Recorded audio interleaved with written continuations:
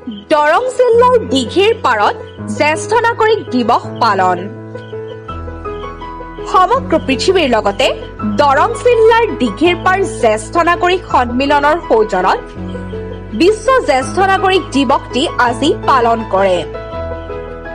শ্ৰী শ্ৰীহৰি মন্দিৰ সভাগৃহত অনুষ্ঠিত সম্বৰ্ধনা সভা কাৰ্যসূচী অনুসৰি 8:30 বজাত বন্তি প্ৰজ্বলন কৰে থানেশ্বৰ ডেকাই।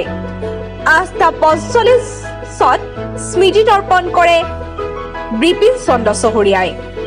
9 বজাত পতাকা উত্তোলন কৰে জীৱন চন্দ্ৰ চহৰীয়াই। 9:15 বজাত গছপুলি ৰোপণ আৰু 9:30 বজাত সভাখন অনুষ্ঠিত হয়। সভাত প্ৰধান বক্তা হিচাপে উপস্থিত থাকি হৰনাথ বনিয়াই বক্তৃতা প্ৰদান কৰে।